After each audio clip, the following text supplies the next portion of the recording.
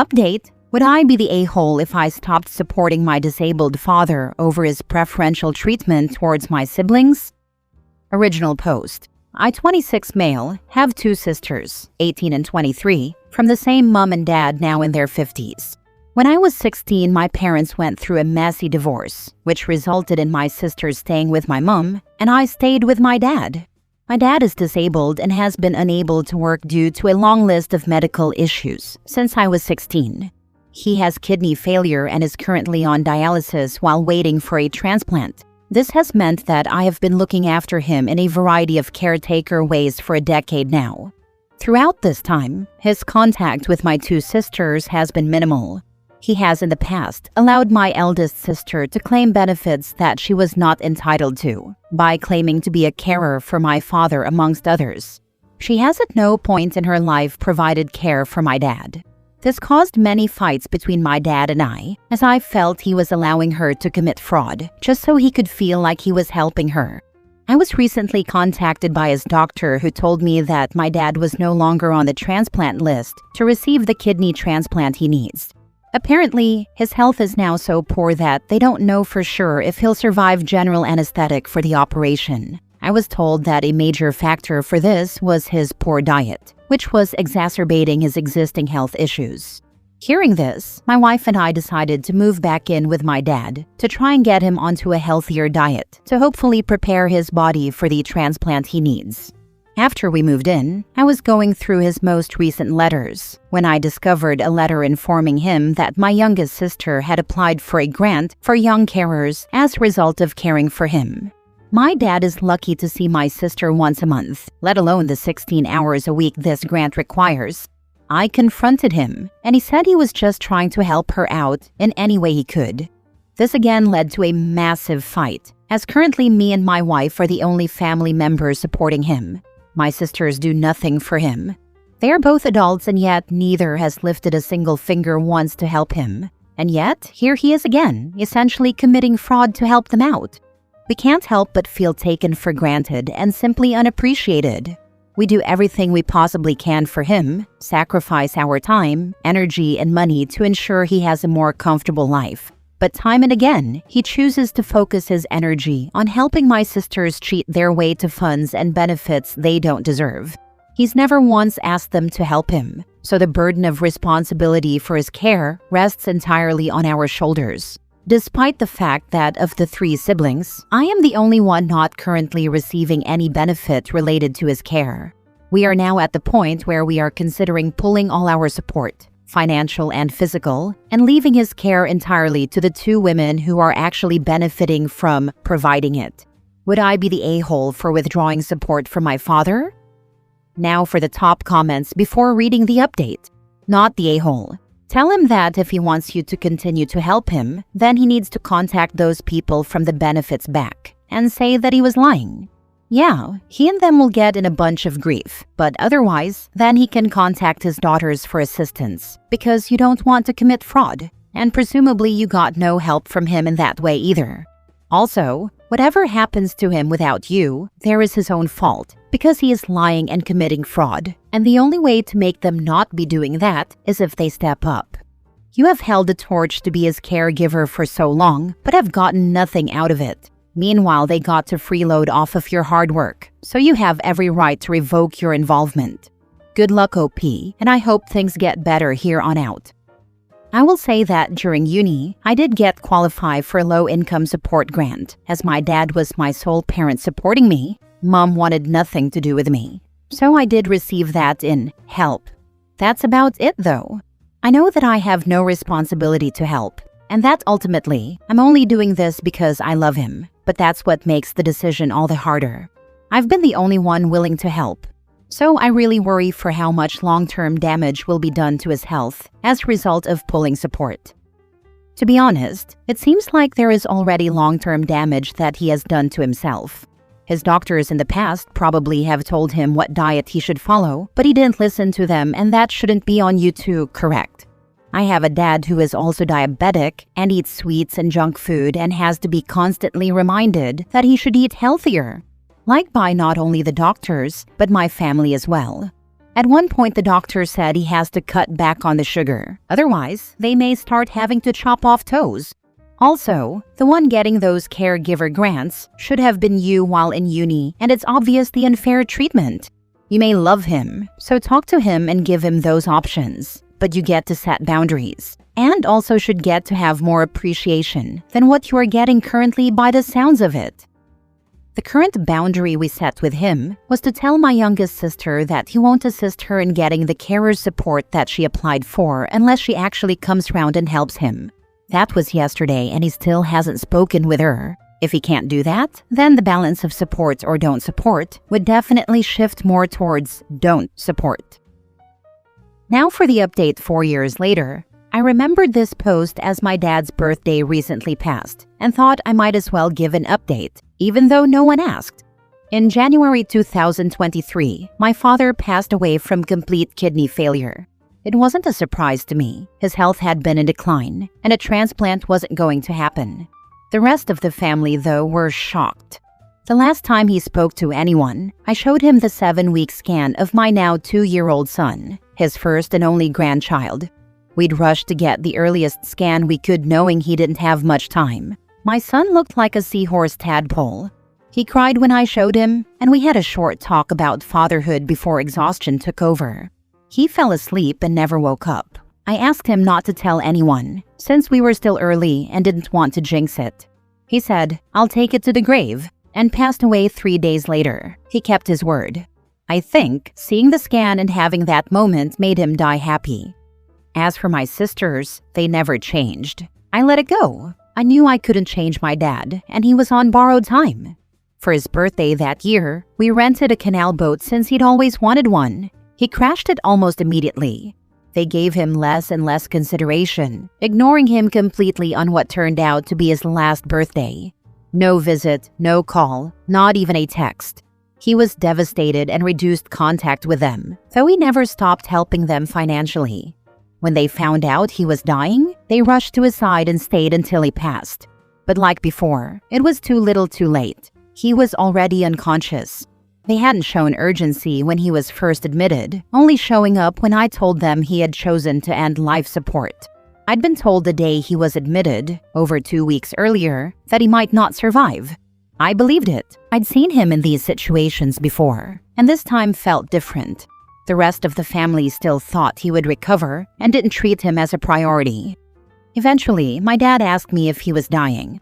Everyone else had been giving him false hope, mostly for themselves, so I had to tell him, "Yes, you're going to die soon." That was not an easy conversation. He passed surrounded by family who barely gave him their time when he was alive. My sisters definitely regret how they treated him, but it's too late. We were civil at the funeral but haven't spoken since. I scattered my share of his ashes at the end of the canal he never got to see. My sisters turned theirs into jewelry. I miss him every day, especially as his grandson looks so much like him. It's a shame things never got resolved with his daughters while he was alive, but I think he died a happy man, and that's enough for me. I'm glad that OP was still there for his father at the end. For his sake, more than anyone's, he won't have to struggle in the same way as the rest of the family. I am also livid on his behalf that his father allowed his daughters to defraud the programs that exist to help people in these circumstances. But I understand the why. He had lingering guilt about how the divorce played out. However, it's fraud like that which causes these things to lose funding, which in turn hurts others. I'm not sure it was lingering guilt. I think he hoped to buy their favor and thought that if he funneled money their way, they'd finally give him the time of day. So those 2 girls have jewelry, so they can make out to everyone what wonderful daughters they were. Awful stuff right there. Yeah, same thought. OP brought the ashes where he thought his dad might want them to be. Sisters made something with the ashes for themselves. Not to hate on people having jewelry of their loved ones. Also, OP did the hard stuff with Dad while he was still alive, and is able to let go by spreading the ashes now that he's gone. Sisters ignored Dad, and now can only hold on to the ashes. So poetic. I was waiting for him to say that the sisters sued him for the house and his entire estate, even though OP lived there and cared for his father, basically giving up his life for his dad while they did nothing. I figured they'd descend like vultures before the ashes were cooled. Given that OP said they lived in poverty and off of benefits for the last decade or more, I'm guessing there wasn't an estate to fight over, or at least not much of one. Next story. Am I the a-hole for saying no to hosting my sister-in-law and her additional needs kid overnight again? A few months ago, my sister-in-law and her daughter, who is 3, came to stay with us for nearly a week because she is getting assessed for autism in our state. I had suggested to my partner that they stay in a hotel, even offered that we cover the costs, because my sister-in-law is what I could only describe as a free-range mom. She is struggling and is likely trying to do whatever will make the day go by. Anyway, they visited and we have a 4-year-old son. He has his routines. We have our rules at home. Aside from our weekly movie night, he doesn't access any other screen time and doesn't have a personal device. My sister-in-law's kid was glued to her iPad the entire time, volume on loud, and if my sister-in-law tried lowering the volume, the kid would start screaming. It seems that the sister-in-law never actually carried through with it. We tried to be accommodating. She sat at the dinner table with us for dinner on her iPad. Our son was very curious, and at first we were like, this is a good opportunity for him to understand some people do things differently for whatever reason. But by day 3, it was clear that this wasn't just about the kid getting used to a different environment. It was full-blown chaos. Constant screaming and banging well into the night, the iPad on loud until nighttime too. It kept everyone up. We have a large 5-bedroom home, and we all stayed up because of it, including our son, who could not sleep until he asked to stay in our room. I occasionally work from home, but just couldn't and had to leave. The lack of boundaries extended to other areas too. My sister-in-law would say she was stepping out for a walk and be gone for hours, leaving her daughter with us with no heads up or prep. And I want to be clear, I know parenting a child with additional needs is exhausting. I know she likely never gets a break, but I didn't sign up to be free childcare, especially when we were already hosting them, driving them around, buying a lot of additional frozen food and snacks that we never keep at home so that the daughter could eat, all while trying to maintain some structure for our own kid. My partner and I argued about it afterward. He felt I was being too harsh. I said, if they need to come again for another assessment, we either book and pay for a hotel if they really can't afford it, or set very clear boundaries about what kind of help we're able to offer, and stick to them. Now my sister-in-law needs to come to our state again, and has asked to stay for the few days she is here. My partner thinks I'm being unkind and unsupportive, but I honestly think we did everything we could last time and hosting again is just too stressful. So I said no. Am I the a-hole for saying no to hosting them overnight again? Now for the comments. Mean suggestion incoming. How about you book a hotel for you and your son and let your partner deal with his sister and niece? He won't invite them again. In other words, nacho. Not the a-hole one bit. This was my thought as well. Find one of those hotels with a water park and have a fun time with her son. Not the a-hole, and the fact that you're even asking makes me want to scream. You know what kills me? It's always the person doing the least who thinks you're being unkind and unsupportive. Your husband wants to be the good guy to his sister, while you deal with the actual fallout. Classic. I hate how we're supposed to just absorb everyone else's chaos because family. Like your kid asking to sleep in your room because he can't handle the noise isn't enough of a reason. Your sister-in-law literally abandoning her kid with you for hours without asking isn't enough. Offering to pay for a hotel is already more than most people would do, but somehow you're still the a-hole? Make it make sense. Honestly, just reading this made my chest tight because I know that exact feeling, where you're trying so hard to be understanding, but inside you're screaming because your own life is falling apart, and everyone acts like you're selfish for having a single boundary. Bet your husband wouldn't last one day as the primary caregiver during their visit. Bet. Take your kid and stay in the hotel for a vacation. Husband can get to know his niece better. OP, this is the way. Your husband sounds like he didn't have nearly as much to deal with as you did. So give him a chance to truly put his money where his mouth is, as the saying goes. Enjoy a wee vacation. He actually did, but because it's his sister, he felt obligated. Last story. Am I the a-hole for telling my mom she is nothing but a mistress? Backstory: my dad has been dead for almost 4 years. Significant age difference. He was 18 years older, so she was a caregiver for the last 5 years. She is now in her early 60s. She started seeing a man that she met through Facebook dating while my dad was still alive. Fast forward, her and let's call him Bob are together. Bob is from another country but has permanent residence in Canada. They dated for 6 months and then he moved in with my mom. He has significant health issues and so has not been working. She has been the sole financial provider. He has not had a driver's license, etc. He then brought his family over from other country, which included wife and 3 older children. My mom knew about this, but claimed they had been separated for years, and there was nothing romantic. Bob brings his family here and moves out from my mom's house into an apartment with wife and children to help them settle. Kept telling my mom it would only be a few months. It has now almost been a full year. To complicate matters, they opened a store together in the local mall, selling wares from his home country. I don't believe it's exceptionally profitable, and now my mom, who has a full-time job and should be retiring, is spending many evenings and weekends running the store while he is with his family. They all do multiple activities together, but he immediately stopped showing any affection towards my mom, which was minimal to begin with, as soon as the wife moved to Canada. I basically said in a baffled state, enough is enough. This isn't a relationship, and told her she was nothing but a known mistress, who his wife is tolerant enough of to keep around as a cash cow.